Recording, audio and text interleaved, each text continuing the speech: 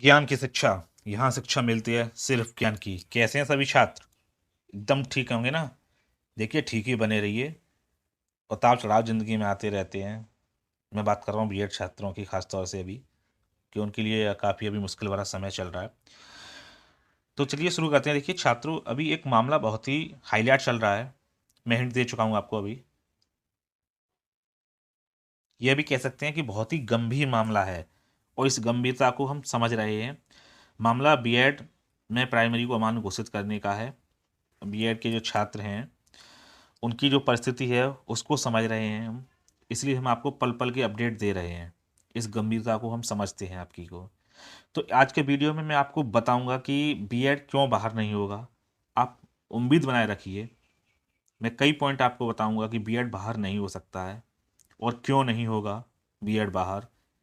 और इसका सबूत तो आपको मिल गया ना अभी, जब 13 तारीख को, 13 मई और 16 मई को जब कोर्ट में सुनवाई हुई थी, उसी दौरान मिल गया। सरकार ने हिंट दे दी कि बीएड बाहर नहीं होगा। सब कुछ बताऊंगा इस वीडियो में यार। ठीक है, तब तक आप चैनल को सब्सक्राइब जरूर कर लेना, और हाँ, वीडियो को लाइक जरूर कर देना यार। काफ़ी मोटिवेशन मिलता है। ठीक है, तो देखिए, अब मैं आपको समझाता हूँ कि बीएड बाहर क्यों नहीं हो सकता। ये बीएड छात्रों के लिए खुश खबरी एक तरीके से आप ये मान लीजिएगा। वीडियो को पूरा जरूर देखना, तब आपको समझ में आएगा कि मैं कितना सही बोल रहा हूँ। अभी तक जो मैंने बोला था, सेम वही हो रहा है, क्योंकि हम इस प्रकरण पर पूरा नज़र बनाए हुए हैं, और जो हम बोल रहे हैं सेम वैसा ही हो रहा है। आप इस इत्तेफाक समझ लीजिए, या फिर हमारी मेहनत समझ लीजिए कि हम उस मुकाम तक पहले पहुंच रहे हैं जो घटित हो रहा है। तो देखिए, ये आप सभी को मालूम है कि 13 मई को डेट पड़ी थी हाई कोर्ट में, जब हाई कोर्ट ने रोक लगा दी थी कि बीएड वालों के यूपी टेट का जो 2021 का रिजल्ट है उस पर रोक लगा दी थी, और स्कोर कार्ड पर भी रोक लगा दी थी। 13 तारीख को कोर्ट में सुनवाई हुई इस मैटर की, और 13 तारीख को ही हाई कोर्ट ने उस पर रोक लगा दी कि बीएड वालों की आप टेट का रिजल्ट रोक दीजिएगा। ठीक है, उसके बाद 16 मई तक का टाइम दिया गया भारत सरकार को, कि भारत सरकार अपना जवाब दाखिल करे। हालांकि करना उन्हें 13 तारीख को ही था, लेकिन 13 तारीख को मैंने आपको बताया था कि वकील, जो भारत सरकार का वकील था, वह अनुपस्थित रहा था कोर्ट के मामले में। और वो लगता, देखने में और सुनने में तो ये लग रहा है कि सरकार ने बीएड वालों के साथ अन्याय कर दिया, लेकिन नहीं।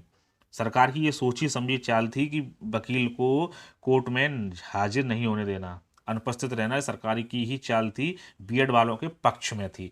बताऊंगा पूरा कैसे थी, देखिएगा।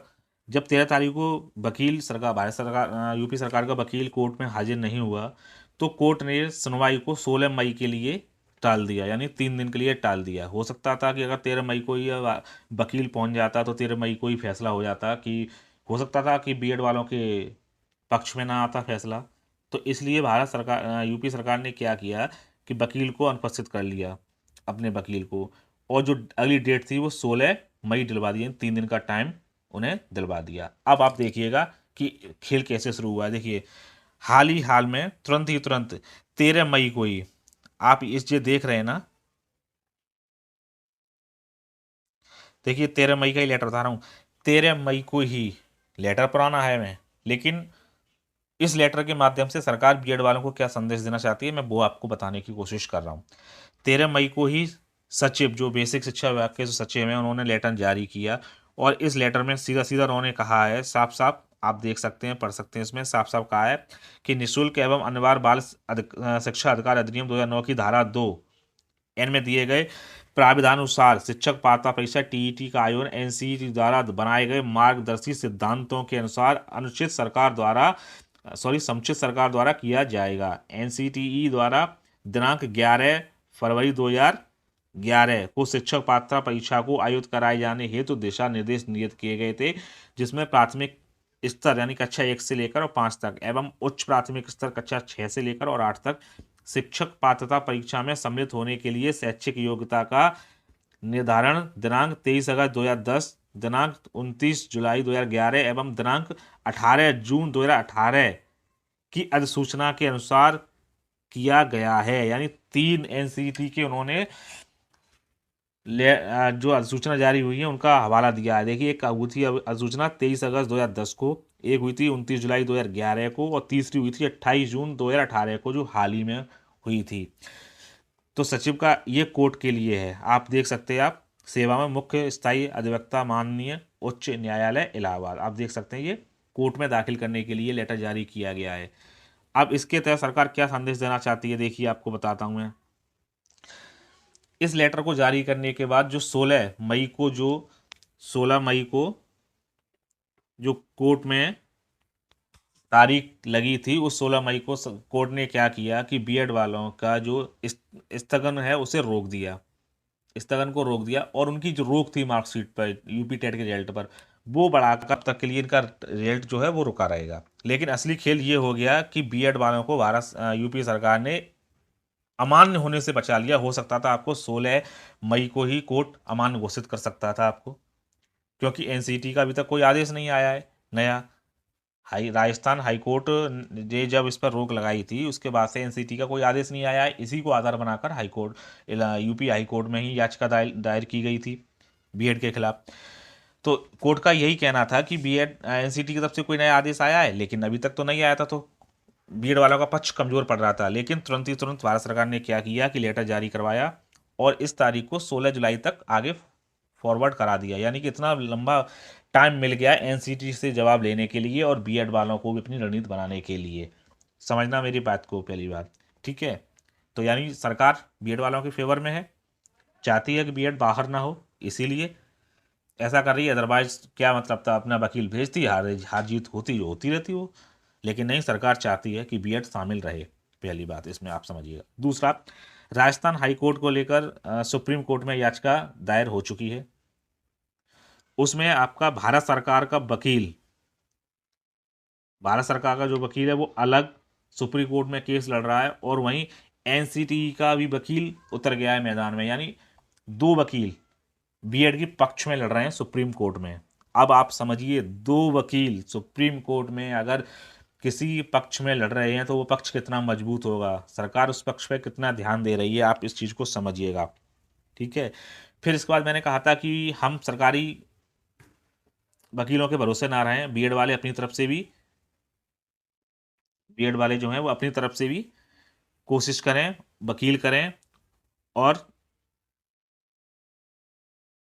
अपना पक्ष मजबूत करें, ठीक है ना। ये देखिए, वही लेटर है, न्यायालय नई दिल्ली में भी इन्होंने बताया, विचाराधीन है।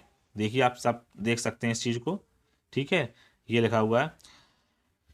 अब देखिए नीचे का, उल्लेखनीय है कि माननीय उच्च न्यायालय जोधपुर राजस्थान में आयोजित याचिका संख्या 1853/2021 में पारित आदेश दिनांक 25/11/2021 के अनुपालन में एनसीटीई नई दिल्ली द्वारा अधिसूचना दिनांक 28/6/2018 के क्रम में अद्यतन कोई संशोधित अधिसूचना आदेश निर्गत नहीं किए गए हैं। जो मैंने बताया था कि हाईकोर्ट, यूपी हाईकोर्ट ने भी यही कहा है कि जब राजस्थान हाईकोर्ट ने रोक लाई उसके बाद से एनसीटी का कोई आदेश आया है, जो अभी नहीं आया है, ठीक है। प्रश्नगत प्रकरण में एनसीटी द्वारा शैक्षिक योग्यता के संबंध में अधिसूचना निर्गत किए जाने के उपरांत ही उत्तर प्रदेश शिक्षक पात्रता परीक्षा निर्धारित शैक्षिक अर्हता में आवश्यक कार्यवाही किया जाना नियमानुसार विधिक होगा। समझिए इस लाइन को क्या कह रहे हैं। यह जब तक एनसीटी का कोई जवाब नहीं आया था तब तक आप, उन्होंने कोर्ट से आग्रह किया है, तब तक आप कोई डिसीजन ना लें, ठीक है। अब 16 जुलाई तक तो बहुत लंबा टाइम है, तब तक एनसीटी अपना जवाब दे ही देगा, और 19 जुलाई को सुप्रीम कोर्ट में भी इसका वो केस लगा हुआ है, ठीक है।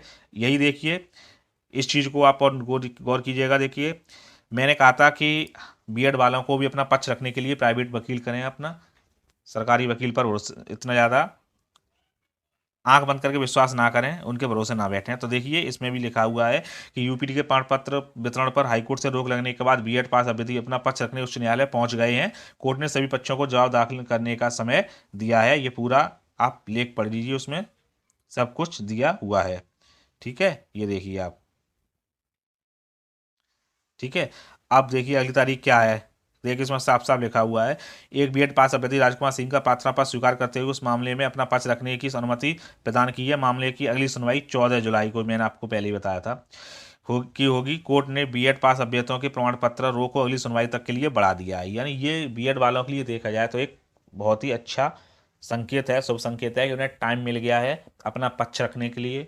क्या अपना पक्ष क्या रखेंगे वो लोग, और दूसरी बात, एनसीटी की तरफ से भी जवाब आने के लिए उन्हें समय मिल गया है। यानी इस टाइम पीरियड के अंदर एनसीटी अपना जवाब देगी और बीएड वालों का रास्ता क्लियर हो जाएगा।